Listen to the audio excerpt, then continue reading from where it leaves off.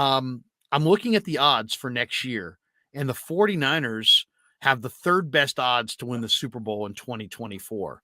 The Chiefs are plus 600, 6-1. Bills are 7-1. Niners are 8-1. Bengals are 9-1 with the Eagles. Cowboys 14-1. Chargers 22-1. Ravens 22-1. What the most interesting part about this list to me, Raj, is that the Niners are going into the offseason the favorite to win the NFC because the Eagles have like 1.5 million in cap room and like 12 starters who are slated for free agency. And they obviously have to pay Jalen Hurts as well. And they don't have a 5th-year option on Hurts to have that extra year to play with because he was a second-round pick.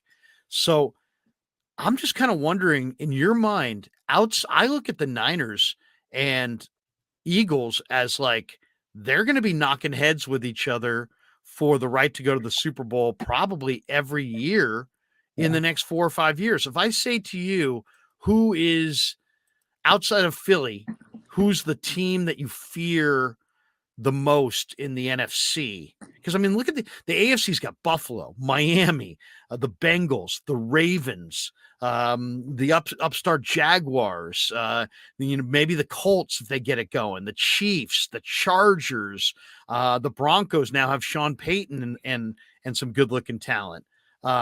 All of the best teams, it seems like, are in the AFC. I'm looking at the NFC. I don't see anybody. It's like a ghost town. There's hardly any big time young quarterbacks. I don't see a team other than the Eagles in the conference that scares me in the slightest. Who do you see as the contenders in the conference with the Niners? Honestly, I agree with you. Like, I don't see another team in the NFC, and especially there's going to be a lot of changes. The offseason, like the Packers, they may or may not have Aaron Rodgers. If they don't have Aaron Rodgers, kiss them goodbye. Chicago Bears, they got Justin Fields, but that team doesn't look like they're going to take a stock up. A lot of new teams have new coaches. I'm not too worried about the NFC. Honestly, I feel like the only team that we really have to worry about is the Eagles. They've showed this year that they were a dominant team, but as we said, they have 11 free agents. Their defensive coordinator is meeting to be, he's getting a job interview, I think, with the Cardinals. He's meeting with them. They might lose their defensive coordinator. They're going to have a lot of turnaround.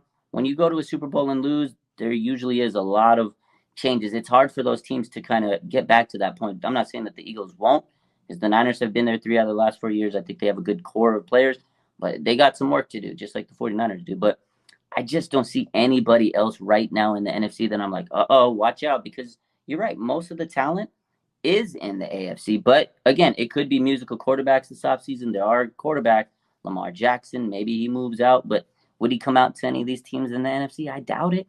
So, a lot of people saying maybe Lamar to the Falcons. Man, okay. If he does go to the Falcons, maybe the Falcons are a team. Yeah. Put them on the list. But right now, what do you think of Justin Fields with Chicago? Again, he's great, but the team around him, they went 3-14. Yeah, 3-win team. I can't see a 3-win team doing any. They don't scare me right now, unless they go load that team and go get Megatron out of retirement, go get Jerry Rice and surround Justin Fields with guys like that. Maybe. But right now, I'm not worried about the Bears. I'm not worried about any other team. Even the Cowboys. They're going to be good in the regular season. I'm not worried about them in the playoffs.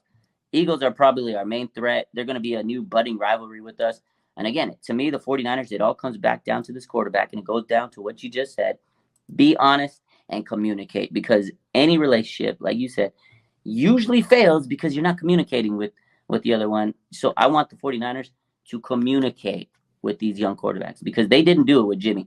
And now look where we're in a mess. We don't even know who our quarterback is right now. So please, John Lynch, Kyle Shanahan, if you're listening, just be honest. We got people